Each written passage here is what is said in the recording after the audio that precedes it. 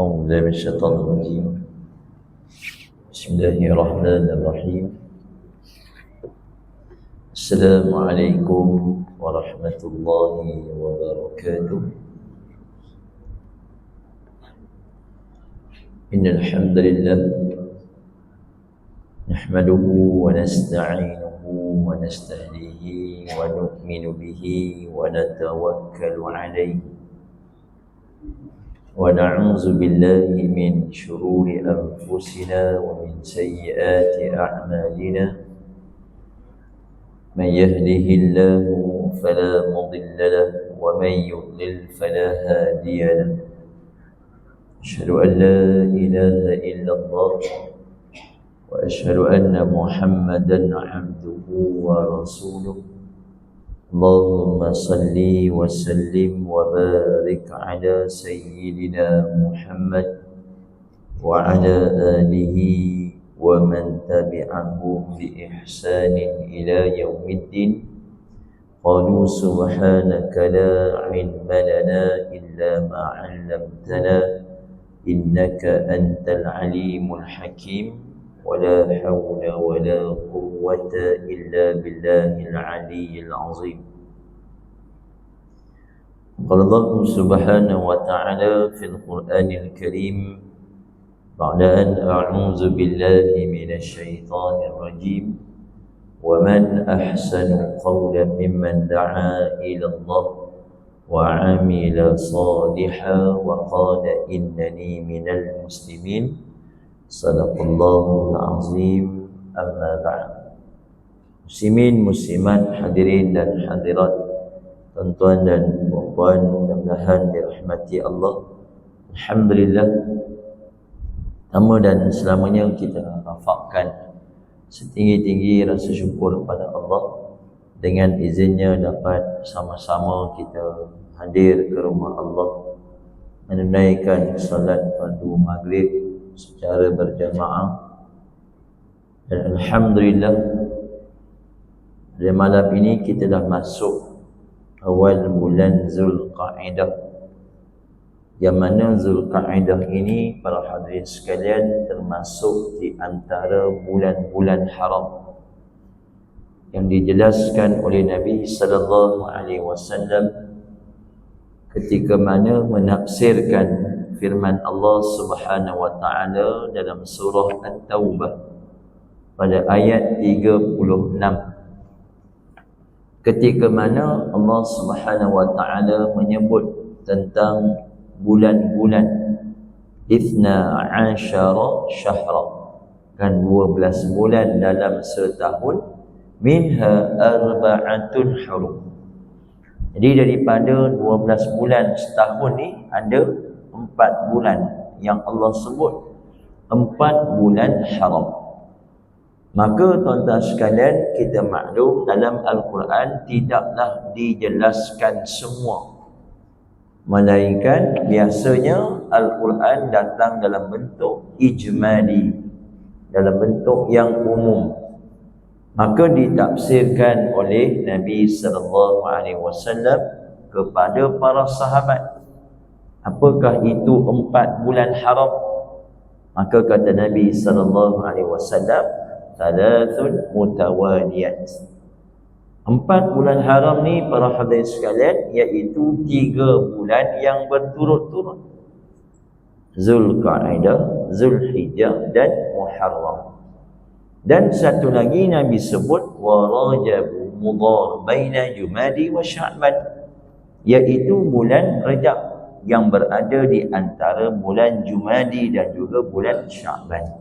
Jadi para hadirin sekalian, perlu untuk kita tahu bulan-bulan dalam Islam, ataupun kita kata hari-hari, bulan-bulan dalam Islam ini, supaya kita dapat ambil peluang yang Allah berikan itu dengan sebaiknya dalam usaha untuk kita mencari bekalan bertemu dengan Allah Subhanahu wa ta'ala.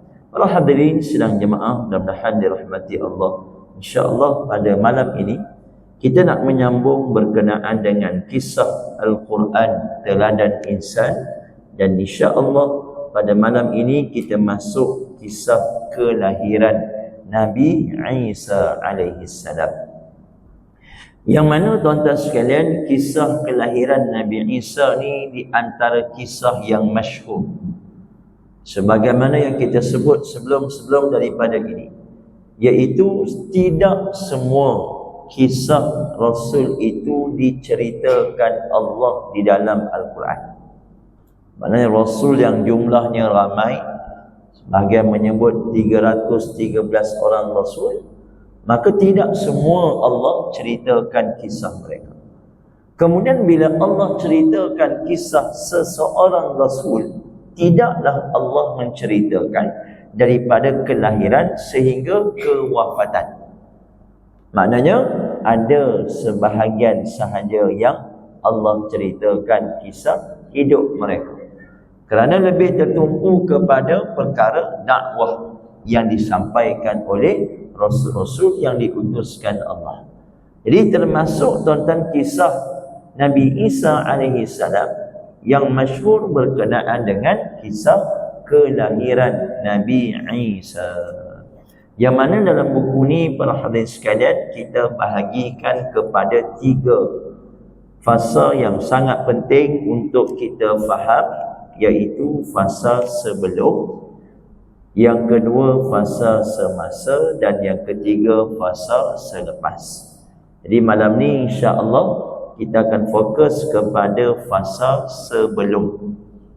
Jadi para jemaah boleh rujuk muka surat 5 dalam buku yang dibekalkan berkenaan dengan kisah kelahiran Nabi Isa alaihi salam, yang mana ketiga-tiga fasa ini kita merujuk kepada satu surah, iaitu surah Maryam.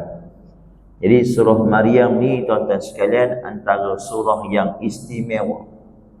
Antaranya tuan-tuan sekalian, kalau kita tengok kedudukan surah Maryam, surah Maryam surah yang ke-19 dan disusun selepas surah Al-Kahfi.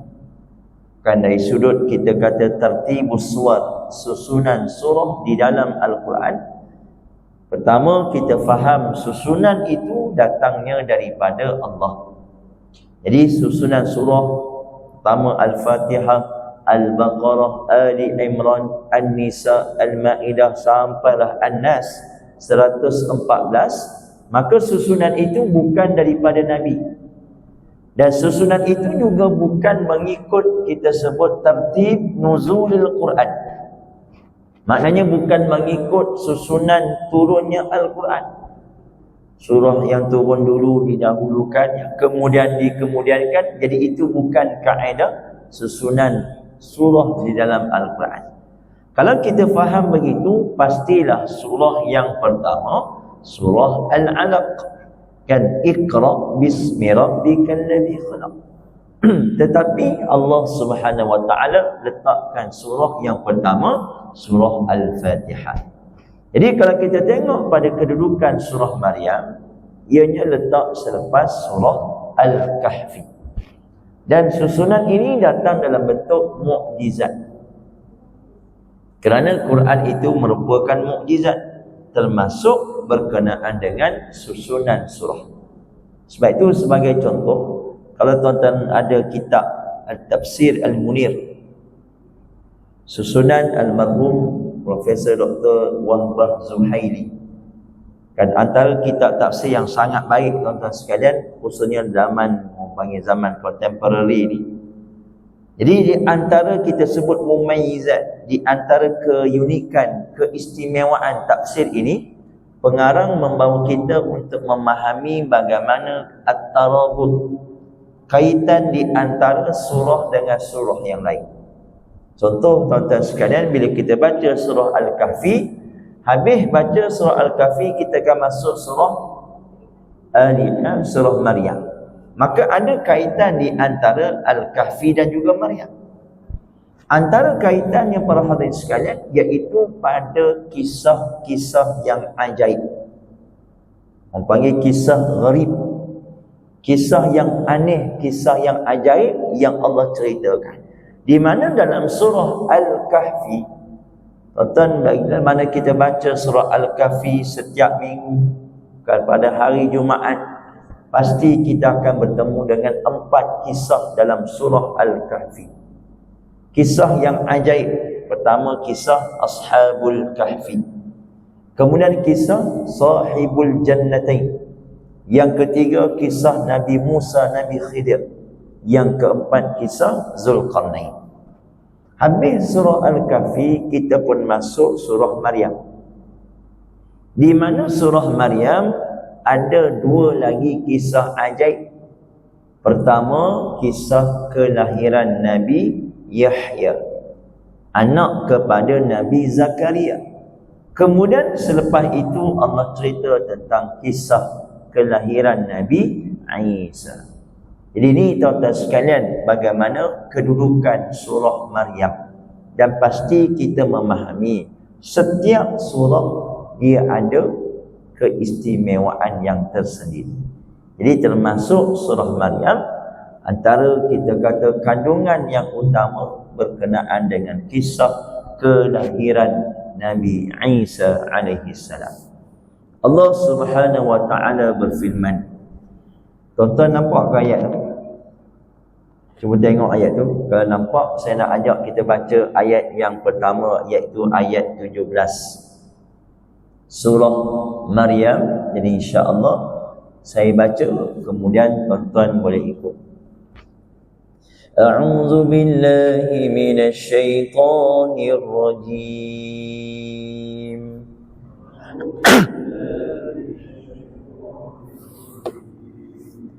فاتخذت من دونهم حجابا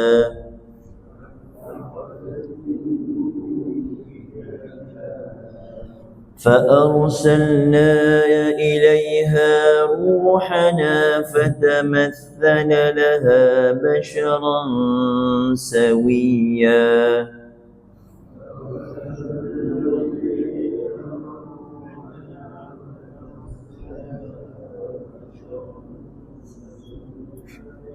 Sadaqallahul Azim. Allah Subhanahu wa taala berfirman, maka dia, yakni Maryam, mengadakan tabir yang melindunginya daripada mereka. Lalu kami mengutuskan roh kami, yakni Jibril, kepadanya dan menjelma di hadapannya, yakni dalam bentuk manusia yang sempurna. Para hadirin sekalian, ayat ini merupakan ayat muqaddimah kepada kisah kelahiran Nabi Isa alaihi salam, iaitu kita nak bincang, kita nak tengok dan kita nak ambil pengajaran apakah yang berlaku sebelum kelahiran Nabi Isa, iaitu Allah Subhanahu wa taala mengutuskan Jibril bertemu dengan Maryam untuk menyampaikan suatu berita yang sangat besar. Jadi sebab itu para hadirin sekalian, kita akan faham sebelum Maryam mengandungkan Nabi Isa, maka terlebih dahulu Maryam sudah pun dapat suatu berita. Dan berita ini bukan disampaikan oleh orang biasa, tetapi utusan Allah Subhanahu wa taala, iaitu Jibril alaihi salam. Allah Subhanahu wa taala berfirman, perhatikan ayat yang kita baca tadi, fattakhadhat min dunihim hijaba. Pada satu ketika Allah menceritakan ketika mana Maryam keluar daripada tempat mihrab. Jadi tuan-tuan, minggu pada sebelum ni kita kongsi kisah Maryam, yang mana kita maklum Maryam merupakan anak kepada Imran. Kan kita sebutlah tadi, Ali Imran, keluarga Imran. Imran berkahwin dengan isterinya Imra'atu Imran, maka dapat anak namanya Maryam. Jadi Maryam asbab nazar seorang ibu untuk mewakafkan anak yang bakal lahir itu, kan kita sebut di Masjidil Aqsa, yang mana ibu mengharapkan lahirnya anak lelaki, tapi Allah mentakdirkan keluarnya perempuan. Bila keluarnya perempuan, Allah lebih mengetahui, maka tetap kita sebut diwakafkan di Masjidil Aqsa, maka disediakan kita sebut mihrab kepada Maryam untuk beribadah. Warka'i wasjudi, kan rukuk dan sujud pada Allah Subhanahu wa taala. Para hadirin sekalian, Maryam juga seorang wanita, seorang manusia biasa. Kan bukanlah bermaksud 24 jam duduk di dalam mihrab itu. Maka ada kalanya keluar. Orang panggil ambil angin lah. Jadi tuan-tuan, ada satu hari di saat Maryam keluar. Cuma keluar ni tuan-tuan bukan keluar kita panggil berfoya-foya, kan gaul-gaul, tidak. Maka Allah menyebut fattakhazat min dunihim hijabah. Walaupun keluar tuan-tuan sekalian ambil angin, tetap menjaga batas-batas pergaulan. Kan tidaklah kita terbersonok dan seumpama dengannya. Maka ketika itulah Allah Subhanahu wa taala mengutuskan Jibril. Cuma menariknya tuan-tuan sekalian, perhatikan ayat ini. Allah berfirman, fa arsalna ilaiha ruhana. Maka kata Allah, kami mengutuskan kepadanya ruhana. Jadi perhatikan perkataan ruh. Sebagaimana yang kita dah sebut dalam Al-Quran ni tuan-tuan, khususnya satu-satu perkataan kadang-kala dia membawa makna yang banyak. Kan satu perkataan kadang-kala dia membawa maksud yang banyak. Dalam istilah Arab kita sebut al-ishtirak al-lafzi. Satu lafaz maksud yang banyak. Termasuk perkataan ruh. Perkataan ruh di dalam Al-Quran sekurang-kurangnya ada 3 maksud. Pertama, sebagaimana ayat ini, ruh bermaksud Jibril. Kan contoh kita baca dalam surah Al-Qadr, tanazzalul malaikatu war-ruh. Kan Allah berfirman keistimewaan malam Al-Qadar, tanazzalul malaikatu war-ruh, iaitu Allah perintahkan malaikat untuk turun ke bumi, bukan sakat malaikat, war-ruh. Jadi ruh di situ bukan ruh orang yang dah meninggal. Kan kadang-kadang ada orang faham, malam Al-Qadar ni ruh orang meninggal turun ni. Sebab apa? Dari mana? Tu Allah sebut tanazzalul malaikatu war-ruh. Jadi ruh tu bukan ruh tetapi Jibril. Jadi nak kata istimewanya malam Al-Qadar itu bukan setakat malaikat-malaikat biasa ni, Jibril pun turun. Itu yang pertama. Yang kedua tuan-tuan, ruh bermaksud ruh dalam bahasa Melayu. Contoh tuan-tuan tengok muka surat sebelah, muka surat 4. Kan kita baca dah sebelum ini, Allah berfirman pada hujung baris yang pertama, fanafakhna fihi min ruhina. Jadi tuan-tuan tengok ayat ataupun perkataan sama. Ayat yang kita baca pada malam ini ruhana.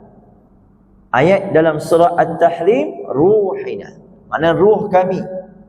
Walaupun sama ruh kami, tetapi ruh dalam kisah Maryam surah At-Tahrim ni bermaksud ruh dalam bahasa Melayu.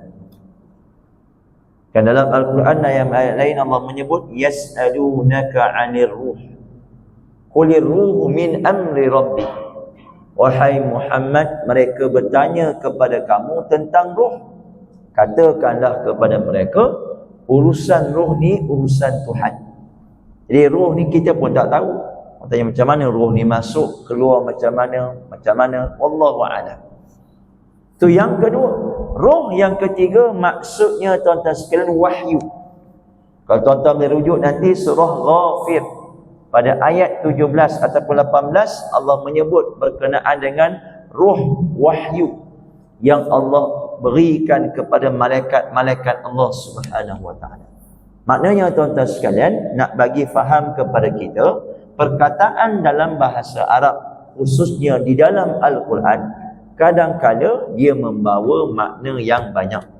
Sebab itu untuk kita nak faham Al-Quran, kalau kita nak baca terjemahan tak ada masalah. Tapi bila kita nak faham apa maksud Di sebalik ayat itu, maka dia memerlukan kepada tafsiran yang dikemukakan oleh para ulama. Jadi ringkasnya tuan-tuan sekalian, Allah Subhanahu wa taala mengutuskan Jibril bertemu dengan Maryam. Dan Allah mengutuskan Jibril ataupun malaikat untuk bertemu dengan manusia ni bukanlah perkara yang pelik. Maknanya perkara ni perkara yang biasa dilalui oleh para rasul dan para hamba-hamba yang soleh. Kalau kita baca Al-Quran, kita akan bertemu banyak kisah bagaimana rasul-rasul, para nabi, yang mana Allah Subhanahu wa taala utuskan malaikat untuk bertemu dengan mereka. Cuma kesimpulan yang disebut oleh para ulama, biasanya bila mana malaikat Allah utuskan bertemu dengan manusia, maka ia ada suatu perkara yang besar. Contoh tuan-tuan, kalau kita baca kisah Nabi Ibrahim, Allah Subhanahu wa taala cerita kisah Nabi Ibrahim yang menerima tetamu. Siapa tetamu ni tuan-tuan sekalian? Iaitu malaikat, cuma dalam bentuk manusia. Sebagaimana Allah sebut dalam ayat ini, fatamatsala laha basharan sawiyya. Jadi malaikat Jibril ni bertemu dengan Maryam sebagaimana bertemu dengan nabi-nabi dan rasul yang lain dalam bentuk bashara, iaitu dalam bentuk manusia. Kan dalam kisah Nabi Ibrahim yang kita sebut tadi, satu ketika datang beberapa orang. Allah sebut ramai, mungkin 3-4 orang datang bertemu dengan Nabi Ibrahim, jadi tetamu, bagi salam. Nabi Ibrahim pun jawab salam. Tetamu datang, hidang. Dan bila hidang, makan tak makan. Kalau kita tuan-tuan tetamu datang, kita pun hidang, dia tak makan, kita puasa ke? Kan? Tapi tuan-tuan, Nabi Ibrahim tengok, tak makan bersama. Maka barulah mereka menjelaskan, kami ni malaikat. Jadi bila malaikat mana makan macam kita? Tak. Jadi apa tujuannya? Ada 2 tujuan yang disebut oleh malaikat ni. Pertama, kami nak bagi tahu bahawa isteri kamu akan Allah berikan zuriat, iaitu Sarah. Disebut terus namanya Ishaq. Kemudian disebut tuan-tuan sekalian kepada Nabi Ibrahim, kami ni singgah saja. Sebab kami nak pergi ke kaum Lut, nak binasakan kaum Lut. Itu kisahnya. Jadi begitu juga tuan-tuan kalau kita baca kisah Nabi Daud. Allah utuskan malaikat bertemu dengan Nabi Daud untuk menguji Nabi Daud tentang, kita kata, binatang yang disuarakan keajaran sebagainya. Begitu juga tuan-tuan Maryam. Jadi malaikat datang bertemu dengan Maryam. Kalau ditanya kepada kita, adakah dalam rupa bentuk yang asal? Rupa bentuk yang asal ni tuan-tuan sekalian hanya pada Nabi SAW. Yang disebut oleh para ulama, Nabi melihat Jibril sebanyak 2 kali dalam rupa bentuk yang asal. Pertama sekali tuan-tuan dalam peristiwa wahyu yang pertama. Jadi nak sebutnya tuan-tuan dalam bentuk manusia. Sebagaimana tuan-tuan Jibril datang bertemu dengan Nabi. Kalau tuan-tuan ada kitab hadis 40 Imam Nawawi, tuan-tuan boleh rujuk hadis yang kedua. Kan hadis tentang Islam, iman, ihsan. Bagaimana Sayyidina Umar bin Khattab radhiyallahu anhu yang meriwayatkan hadis itu menyatakan bahawa ketika mana kami bersama dengan Nabi, tiba-tiba datang seorang lelaki. Kan yang putih pakaiannya, yang rambutnya sangat hitam, datang sampai depan Nabi, duduk depan Nabi. Maka berlakulah dialog. Habis semua sekali, lelaki itu pun bangun, beredar. Lalu Nabi pun tanya pada sahabat, adakah kamu tahu siapakah lelaki itu? Maka sahabat pun menjawab, Allah wa rasuluhu a'lam. Kan Allah dan Rasulnya lebih mengetahui. Maka Nabi pun menyatakan bahawa fa innahu Jibril. Dia tu Jibril. Dia datang kepada kamu untuk dia ajar agama. Jadi ini kisah berkenaan dengan Jibril ataupun malaikat yang Allah utuskan untuk bertemu dengan seseorang, sama ada di kalangan para nabi ataupun para rasul ataupun hamba-hamba yang soleh. Sebab itu tuan-tuan ulama menyatakan bahawa malaikat dia akan bertemu dengan hamba-hamba yang soleh, sama ada di kalangan para nabi, para rasul dan juga kan kita tu hamba yang soleh sebagaimana Maryam. Sebab Maryam bukan nabi, bukan rasul. Jadi maknanya tuan-tuan sekalian, ada suatu peristiwa yang sangat besar yang berlaku kepada Maryam sebelum Allah nak berikan suatu kurniaan Allah kepadanya. Bila mana tuan-tuan sekalian muncul lelaki di hadapan Maryam, Allah Subhanahu wa taala berfirman pada ayat 18, qalat inni a'udzu birrahmani minka in kunta taqiyya. Jadi bila mana tuan-tuan seorang lelaki muncul di hadapannya, apa yang disebut oleh Maryam? Ni tuan-tuan suatu ucapan yang kata para ulama, ucapan yang kita sebut spontan. Bila ada lelaki yang kita kata ajnabi, yang tidak dikenali, tiba-tiba muncul depan Maryam, maka apa yang Maryam sebut? Inni a'udzu birrahman minka in kunta taqiyya. Kata Maryam, sesungguhnya aku berlindung darimu kepada Tuhan yang Maha Pemurah jika kamu seorang yang bertakwa. Jadi tuan-tuan, di sini kata para ulama tafsir menunjukkan kehebatan iman yang ada dalam diri Maryam bila mana nak berlaku satu perkara yang mungkin bagi Maryam, kan adakah lelaki ini nak kan menggoda dan seumpama dengannya, terus terbit di lidahnya suatu ucapan, aku mohon perlindungan Allah. Jadi ini tuan-tuan sifat orang yang beriman. Bila mana berlaku sesuatu perkara yang dikhawatiri, dibimbangi perkara yang tidak baik, maka segera untuk minta perlindungan Allah Subhanahu wa taala. Sebab itu tuan-tuan sekalian, dalam kehidupan kita seharian ni, antara zikir yang boleh kita amalkan setiap hari, iaitu selain kita minta sesuatu permintaan yang baik, kita juga tuan-tuan mohon perlindungan Allah daripada perkara-perkara yang tidak baik. Contoh tuan-tuan sekalian, kalau tuan-tuan biasa amalkan zikir makthurat, di antara zikir yang diajar, yang dipesan oleh Nabi untuk kita amalkan setiap hari, pagi dan juga petang, iaitu zikir kita mohon perlindungan Allah daripada 8 perkara. Kan Allahumma inni a'udzubika minal hammi wal hadan, wa a'udzubika minal ajzi wal kasal, wa a'udzubika minal jubni wal bukhl, wa a'udzubika min ghalabatid daini wa qahrir rijal. Itu 8 perkara yang kita mohon perlindungan Allah Subhanahu wa taala. Jadi sebab itu tuan-tuan sekalian, bagaimana ayat ini nak menunjukkan betapa Maryam sangat-sangat menjaga. Kita panggil bukan setakat batas-batas pergaulan, maka perkara-perkara yang dibimbangi, cepat-cepat mohon perlindungan Allah Subhanahu wa taala.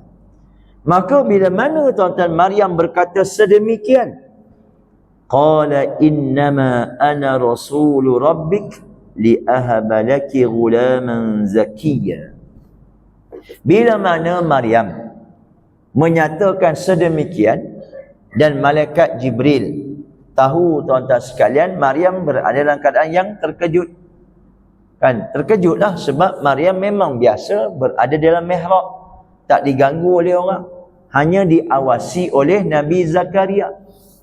Bila mana tuan-tuan keluar, tiba-tiba muncul pula seorang lelaki yang tidak dikenali, maka segera mohon perlindungan Allah. Dijelaskan oleh lelaki utusan Allah, yakni Jibril, qala innama ana rasulu rabbik. Maka kata Jibril alaihi salam, Allah berfirman, sesungguhnya aku ini hanyalah seorang utusan Tuhanmu. Jadi tuan-tuan perhatikan perkataan Rasul. Biasanya bila kita sebut Rasul, kita akan rujuk kepada Rasul di kalangan manusia. Lepas tu ada orang tanya, tuan-tuan, bila ada baca ayat ni, orang tanya, Ustaz, siapa Rasul ni? Kan, maka dia pun fikir seorang-seorang Rasul zaman Nabi Isa, sebelum Nabi Isa, Nabi Musa lah. Maka adakah Nabi Musa datang jumpa Maryam? Tak, tuan-tuan sekalian. Kan bukan Rasul itu semata-mata di kalangan manusia, tetapi Rasul di sini merujuk kepada maksud yang umum, utusan Allah. Kan maknanya malaikat juga merupakan utusan Allah. Rasul juga merupakan utusan Allah. Jadi perkataan Rasul ni maknanya utusan. Jadi bila mana Jibril menjelaskan kepada Maryam, sesungguhnya aku ini hanyalah seorang Rasul yang diutuskan Allah kepada kamu. Jadi Jibril menjelaskan siapakah dirinya. Kan bukan orang sebarangan, bukan datang nak ganggu kamu dan seumpama dengannya, tetapi aku ini merupakan Rasul yang diutuskan Allah. Apa tujuannya? Jadi Jibril, tuan-tuan sekalian, menjelaskan terus kepada Maryam, apakah tujuan Allah utuskan saya kepada kamu? Li'ahabalaki ghulaman zakiyya. Untuk nak bagi tahu kepada kamu bahawa Allah akan kurniakan kepada kamu seorang anak lelaki yang suci. Jadi tuan-tuan sekalian, ini tujuan. Kan apa tujuan utama aku diutuskan Allah kepada kamu? Untuk nak maklumkan kepada kamu bahawa Allah Subhanahu wa taala akan anugerahkan kepada kamu seorang anak lelaki yang suci. Jadi tuan-tuan sekalian, bila mana Jibril menjelaskan kepada Maryam, tadi tuan-tuan pertama sekali terkejut dah Maryam, tiba-tiba muncul. Maka bila dia jelaskan kepada Maryam bahawa aku ini utusan Allah yang mana nak bagi tahu kepada kamu bahawa Allah akan kurniakan kepada kamu seorang anak lelaki yang suci, maka ia menambahkan lagi terkejutnya Maryam. Tadi terkejut dah. Ni terkejut kuasa 2. Kan terkejut lagi Maryam. Maka Allah menjelaskan apa yang berlaku. Bila mana tuan-tuan Jibril menjelaskan tujuan kehadirannya itu, maka Maryam menyatakan bahawa Allah berfirman, qalat anna yakunu li ghulam wa lam yamsasni bashar wa lam aku baghiya. Jadi Maryam pun menyatakan bahawa bagaimana akan ada bagiku seorang anak lelaki sedangkan tidak pernah seorang manusia pun menyentuhku dan aku bukan pula seorang penzina. Makna dalam ayat ini kata para ulama, Maryam nak bagi tahu kepada Jibril macam mana aku nak dapat anak sedangkan aku tak pernah pun berkahwin. Tuan-tuan tengok perkataan walam yamsasni bashar. Bashar ni merujuk kepada lelaki. Kan kalau kita nak terjemah bahasa Melayu tuan-tuan, tidak pernah disentuh manusia. Jadi manusia ni lelaki dan perempuan. Adakah dengan sentuhan saja boleh menyebabkan, dan kita kata dapat zuriat, kita mana mungkin sentuh dapat anak. Oh, kalau sentuh dapat anak, pening tuan-tuan. Kan saya sentuh je dapat anak, sentuh je dapat anak. Jadi bukan maksudnya sentuh, tetapi kita kata bersetubuh. Dan bashar di sini tuan-tuan lelaki. Kan kalau bersetubuh, kalau kita nak sebut kan perempuan dengan perempuan tak dapat anak. Kan kalau jenis yang orang panggil LGBT ni tak. Sebab tu ada dalam satu kenyataan, kalau tak silap lah, Perdana Menteri Colombia bila rakyat bising kan minta macam-macam tentang LGBT ni, hak dan sebagainya, dia kata apa senangnya, kalau kamu semua boleh buktikan, tunjuk kepada saya bila ada gay ke LGBT ni dapat anak, baru aku akan luluskan peruntukan. Kan nak minta sangat, kalau dapat anak baru aku akan bagi peruntukan. Jadi pening lah dah, memang tak ada anak lah. Kan jadi nak sebutnya tuan-tuan bukan setakat sentuh. Walam yamsasni bashar, maksud yang disebut oleh para ulama iaitu aku tak pernah berkahwin. Bila berkahwin maka dihalalkan hubungan lelaki dan perempuan bersentuhan. Jadi bila bersama kan memungkinkan dikurniakan zuriat. Kemudian disebut walam aku baghiya, dan aku juga tak pernah berzina. Maknanya apa tuan-tuan sekalian? Di sini nak sebut ada dua kemungkinan seseorang itu dikurniakan zuriat, sama ada cara yang halal ataupun cara yang haram. Jadi kadang-kadang ada cara yang halal, ada yang cara yang haram. Jadi itu dua perkara yang kita kata makul, boleh diterima akal seseorang yang dikurniakan zuriat, sama ada cara yang halal ataupun cara yang haram. Jadi Maryam menjelaskan dua-dua tak ada pada aku. Jadi macam mana Allah nak bagi zuriat? Bila mana Maryam menjelaskan kepada Jibril, Allah Subhanahu wa taala berfirman, qala kadzalika qala rabbuki huwa 'alayya hayyin wa linaj'alahu ayatan lin-nas wa rahmatan minna wa kana amran maqdiya. Jadi tuan-tuan sekalian, Allah menjelaskan bahawa Jibril bagi tahu kepada Maryam. Dan tuan-tuan kena faham, ucapan Jibril ini merupakan perintah Allah. Maknanya Allah Subhanahu wa taala wahyukan kepada malaikat yang bagi tahu kepada Maryam. Bukan kita sebut Maryam ataupun Jibril pandai-pandai dia Allah sendiri. Ish, nampak macam lagi takut, terkejut. Aku bagi nasihat dah, tak. Sebab kita kena faham kaedah, malaikat merupakan makhluk Allah yang melaksanakan perintah Allah. Kalau kita sebut ini bertindak berdasarkan arahan. Kan dia bukan suka-suka, melainkan arahan daripada Allah. Jadi bila mana malaikat ataupun Maryam menjelaskan macam mana aku nak dapat anak, sedangkan aku tak pernah disentuh mana-mana lelaki dan aku tak pernah pun terlibat dalam penzinaan ini, maka Jibril pun bagi tahu kepada Maryam apa yang diwahyukan Allah kepadanya untuk disampaikan kepada Maryam. Jadi faham kita bahawa Maryam dalam keadaan yang terkejut, dalam keadaan yang kita kata terkesima dan sebagainya, maka Jibril menyampaikan 4 perkara. Ada 4 perkara yang Allah wahyukan untuk disampaikan kepada Maryam, yang mana antara tujuan lain untuk memberikan ketenangan kepada Maryam dan menjelaskan apa yang berlaku. Jadi ini sangat penting tuan-tuan sekalian, khususnya untuk nak memberikan kefahaman, ketenangan kepada Maryam dalam menghadapi kehidupan yang bakal dilalui yang sangat-sangat mencabar. Maka yang pertama kata Allah Subhanahu wa taala, qala kadzalika qala rabbuki huwa 'alayya hayyin. Itu yang pertama, iaitu Jibril menyatakan bahawa wahai Maryam, demikianlah Tuhanmu berfirman, hal itu adalah mudah bagiku. Jadi untuk Allah nak bagi zuriat tanpa melalui jalan yang biasa dilalui oleh manusia, itu perkara yang sangat mudah bagi Allah. Jadi kita tak perlu rasa pelik, tak perlu rasa sangsi, melainkan itu antara perkara yang sangat mudah untuk Allah Subhanahu wa taala kan berikan, kurniakan kepada hamba-hambanya. Jadi maknanya apa para hadirin sekalian? Bagi kita sebagai manusia, kalau sesuatu perkara itu disandarkan kepada Allah, wallahu ala kulli syai'in qadir. Kan Allah berkuasa ke atas setiap sesuatu.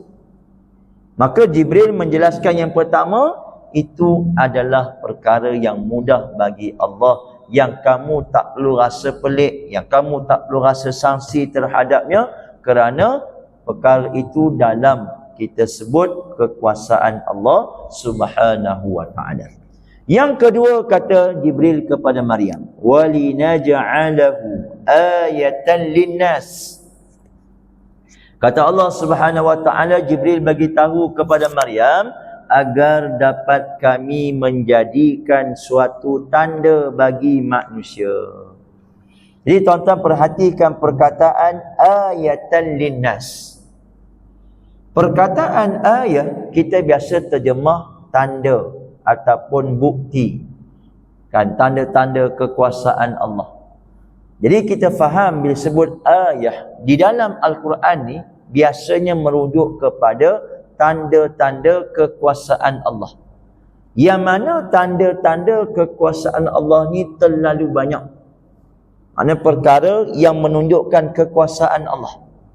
Yang mana dirumuskan oleh para ulama, kita boleh bahagikan kepada dua perkara yang besar. Pertama disebut iaitu ayat tanziliyah.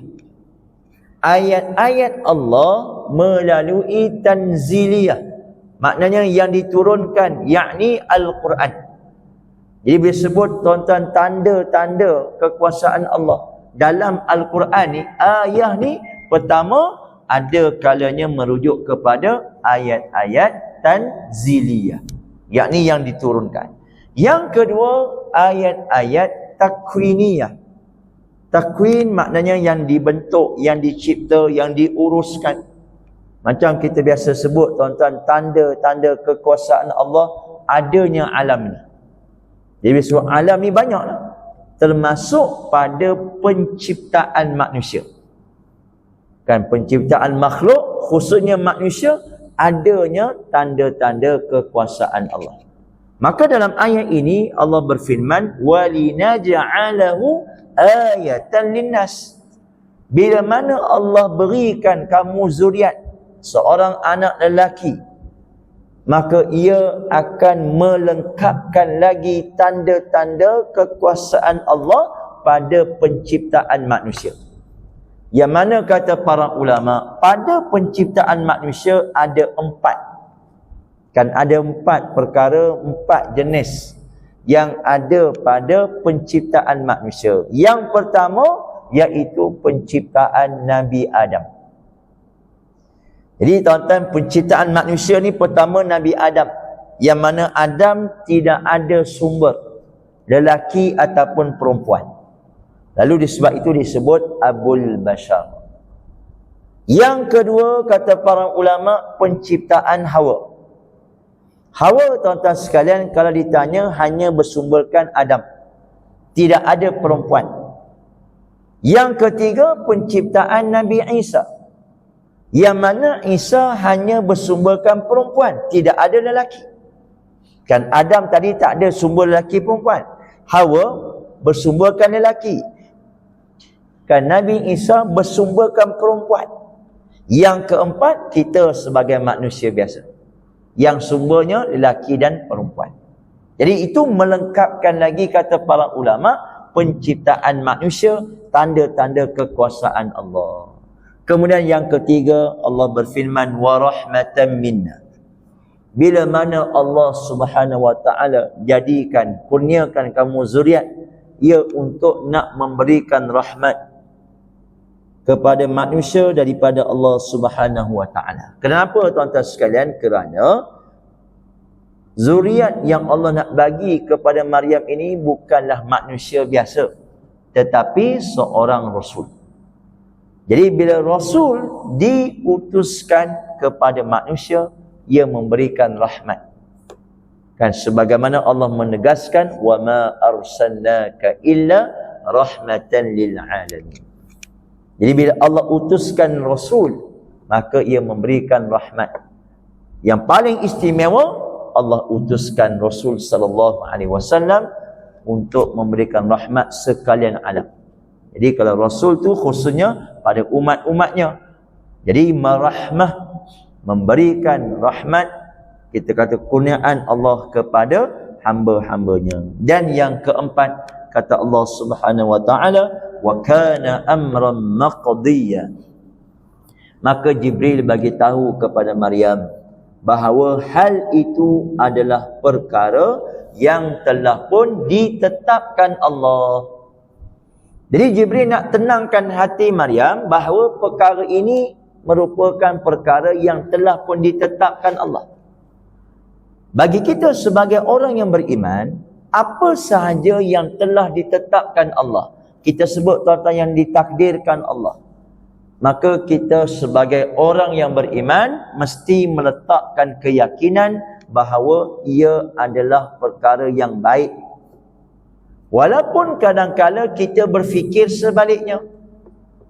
Yalah, kalau kita nak fikir semua nak ikut kita, tuan-tuan sekalian, kita kata, yalah, memanglah kita nak semua benda yang kita nak. Tetapi belum tentu, tuan-tuan sekalian, perkara yang kita nak itu memberikan kebaikan. Sebab itu dalam perkara hidup kita di atas muka bumi Allah, kita kena sedar bahawa apa yang ditetapkan Allah itulah yang terbaik bagi manusia. Itu antara lain kalau tuan-tuan boleh rujuk dalam surah Al-Baqarah, kan, ayat 216.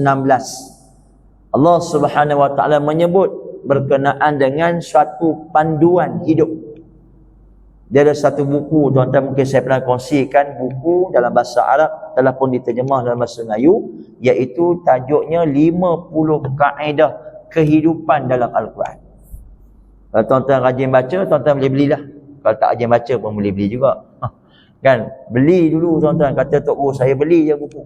Baca tak baca nombor 2. Kan, kadang-kadang kita beli, ustaz banyak ni. Ni pesta buku nak dekat ni, beli lagi buku. Kan, baca tak tentu lagi. Tak apalah tuan-tuan. Kalau tak beli, confirm tak baca.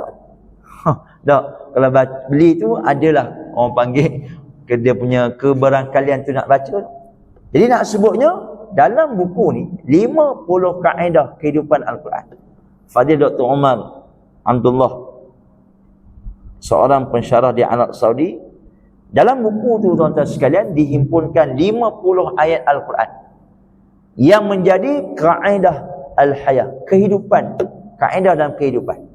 Salah satunya di bawah ayat ni, ayat 216 surah Al-Baqarah, yang mana Allah Subhanahu wa taala berfirman, a'udzubillahi minasyaitonir rajim, kutiba alaikumul qital wa huwa kurhul lakum wa asa an takrahu syai'an wa huwa khairul lakum wa asa an tuhibbu syai'an wa huwa syarrul lakum wallahu ya'lamu wa antum la ta'lamun.